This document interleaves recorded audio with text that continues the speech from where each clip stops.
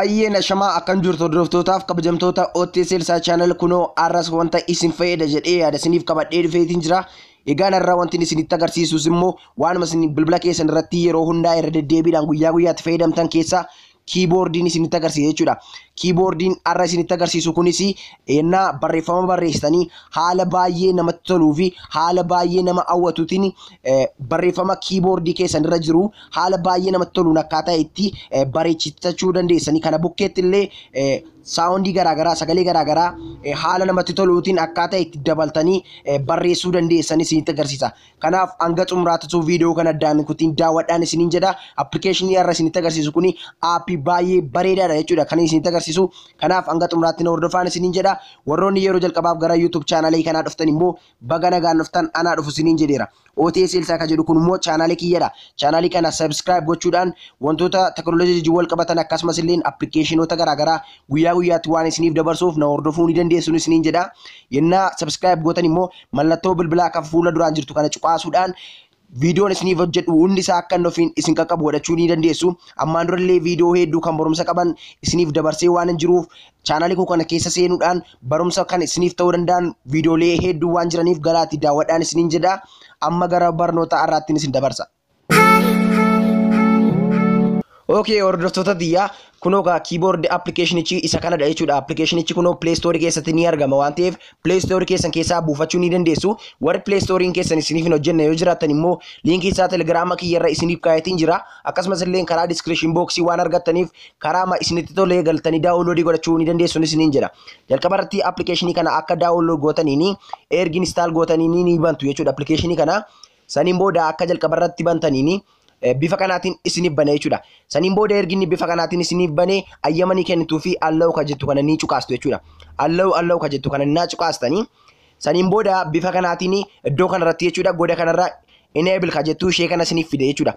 Enable ka jettu kana ishee kana cuqaastu jechuudha. Iddoo kanarratti al tokkoof ni cuqaastu. Saniin booda bifa kanaatiin gara kana isin erga jechuudha. Erginni gara kana isin ergee dhuftanii LED keyboard ka jettu ishee kana jechuudha.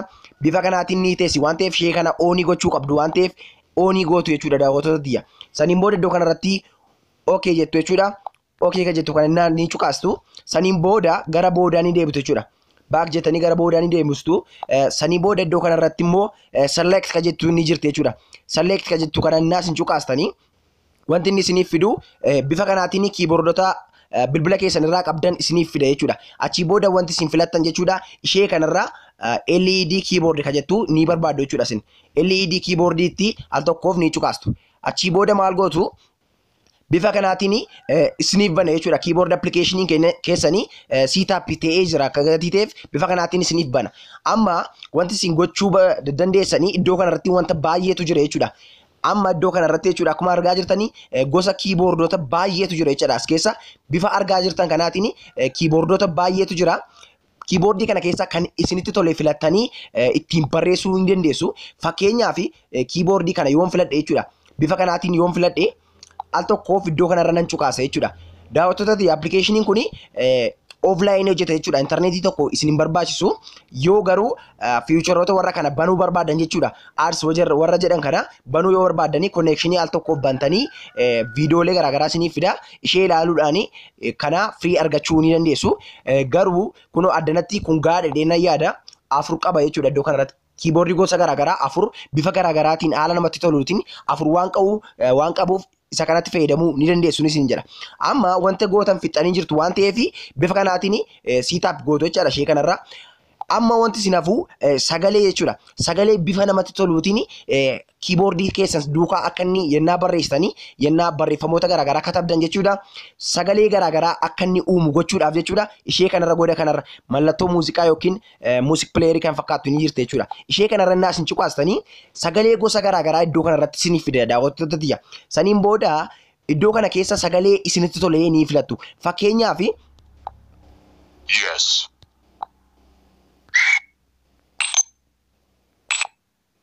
No.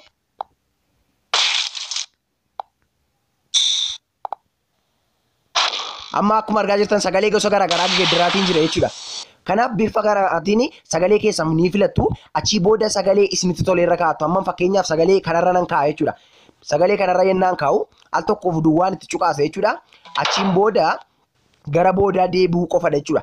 Amma sagaleen irra naaf taa'eeti jira. Iddoo kanarratti immoo siitingii mallattoo siitingii kan fakkaatu goda kanarra ni jirti jechuudha. Mallattoo siitingii kana cuqaasuudhaan immoo daawwattoota biyya wanti isin gootanii ishee kana oonii gochuu qabdu jechuudha. Key press sound kana oonii yoo gootanii yennaa keyboardii keessan yookiin barreeffama garaagaraa barreessanii sagaleen akka irratti dhufuu fi key press sound kan jettu kana cuqaasuu qabdu oonii ta'uu qabdi jechuudha. Iddoo kanarratti immoo ishee kanas oonii godhachuu qabdu. Ishee kana immoo dirqamadha. Lakkoofsa haala namatti tolu illee barreessuudhaaf show number kan jettu ishee kana oonii gochuu qabdu. Achii booda wanta gochuu qabdanii fixanii jirtu yennaa keyboardii sana barreessanii jechuudha. Yennaa barreeffama garaagaraa barreessanii vibreetii akka inni irratti hin dhufne gochuudhaaf immoo ishee kanarraa key press vibrate kan jettu ishee kana irraa ofii godhaa jechuudha. Ofii yennaa gootanii saffisaan isiniif barreessa waan ta'eef. Siitingiin kan biraan immoo siitingiin kan biraa jechuudha. Wantoota barbaadan customize gochuu kan dandeessanii ishee kanarraa mallattoo pilaasii yookiin mallattoo eda'uu kan fakkaatu ni jirti. Saniin booda ishee kanarraa naas hin cuqaastan jechuudha. Bifa garaagaraadhaan akkuma asitti argaa jirtan jechuudha. Istaayilii garaagaraa, baakgiraawundii garaagaraa wantoota baay'eedha jechuudha. Daawwattoota biyya wanti inni adda irratti isiniif fidu bifa garaagaraatiin wanta barbaadanii edit gochuu ni dandeessu daawwattoota biyya. Akkuma argaa jirtan wanta baay'ee of keessaa qaba. Ishee kanarraa immoo achi dabarsuudhaan jechuudha. Keyboardii keessan illee filachuu ni dandeessu. Amma akkuma argaa jirtanii wantoota baay'eedha jechuudha kan inni of keessaa qabu. Kanaaf egaa bifa kanaatiin filattu siitingii gochuu qabdanii bifa kanaatiin siitaaf gootanii xumurtu jechuudha. Amma dhaqnee barreessinee warumaan ilaalla jechuudha. Amma dhaqee barreessee jechuudha isinitti agarsiisa. Saniin booda amma meesajii yookiin wanta barbaadan yennaa barreessuuf kaatan jechuudha. Amma fakkeenyaaf karaa googulii kana yoo waa barreessuudhaaf ka'e wanta inni naaf fidu isinitti agarsiisa. Saniin booda iddoo search baarii kanarratti amma akkuma argaa jirtanii keyboardii kiyya bifa kanaatiin edit naaf ta'ee bareedeeti jira jechuudha. Dhiifama. Bifa kanaatiin edit ta'ee jira waan ta'eef haala namatti toluutiin hin argama jedhee nan yaada. Dhiifama bifa kanaatiin ni bareeda jedhee nan yaada. Amma akkuma argaa jirtanii wanta baay'eedha jechuudha kan inni of keessaa qabu. Wanta barbaade illee edit gochuu ni danda'a. Kanaaf egaa bifa kanaatiin keyboardii keessan edit gootu. Amma immoo barreesseen isinitti agarsiisa. Amma barreessaatiin jira jechuudha daawwattoota biyya. Akkuma argaa jirtanii yennaan barreessu sagalee gosa garaagaraadhaan naaf barreessu.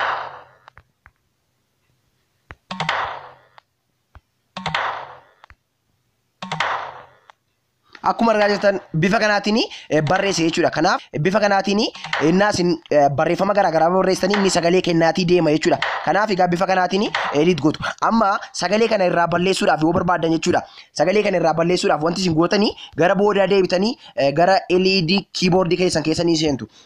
Saniin booda akka keessa seentaniin iddoo kanarra siitingii ni jirti jechuudha. Siitingii ishee kana cuqaastu. Siitingii kana innaas hin cuqaastanii iddoo kanarra sound press kan jettu ishee kana ofii gootu jechuudha. Ishee kana ofii akka gootaniin tokkommoo iddoo kanarratti wanti isin oonii godhachuu qabdan jechuudha. Ishee kanarra key press suggest kan jettu ishee kana cuqaasuu qabdu jechuudha. Ishee kana innaas hin cuqaastanii mallattoo siitingiin keyboardii keessan irratti isiniif dhufti waan ta'eef ishee kanarra cuqaasaan isiniin jedha. Achiin booda amma gara boodaa deemnee sagalee qabaaf hin qabuusaa walumaan ilaalla. Waan ta'eef asiin galee isinitti agarsiisaatti jira. Amma akkuma argaa jirtanii bifa garaagaraatiin naaf barreessaa jira. Yennaan barreessaatti deemu bifa kanaatiin naaf barreessaa deema jechuudha. Lakkoofsa illee yoo barbaade gara kan biraa osoo hin deemin ishee kanarra cuqaasee jechuudha. Dhiifama. Ishee kanarra cuqaasee nan inni argadha jechuudha. Ishee kanarra dalga kanarra ni jirti. Saniin booda bifa kanaanii barreessuu katabuu ni dandeessu wanta barbaadan jechuudha daawwattoota biyya.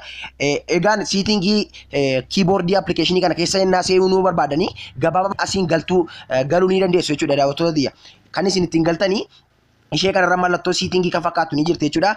Kanaaf ishee kana cuqaasuudhaan gara siitingii applicationii kanaa dhuftanii wanta barbaadanii edit gochuu, sirreessachuu, irraa kaasuu itti dabaluu ni dandeessu. Kanaaf sagalee illee bifa kanaatiin sagalee barbaadanii iddoo kanaa geeddarachuu ni dandeessu isiniin jedheedha. Applicationin kun egaa bifa kanaatiin hojjeta. Xiqqoo ishee illee akka inni isinitti tolu abdiin qaba jechuudha. Viidiyoo kana immoo like, share osoo hin godhin hin bahinaan isiniin jedha. Viidiyoo kana caalaa bareedu kan barumsa qabuun immoo deebinee galagarrutti nagaa naaf turaa isiniin jaalladhaa isiniin kabaja. Yaada qabdan koomentii qabdan naaf barreessuu ni dandeessu. Viidiyoo taanuun hangala deebinee galagarrutti nagaa naaf turaa. Ciao.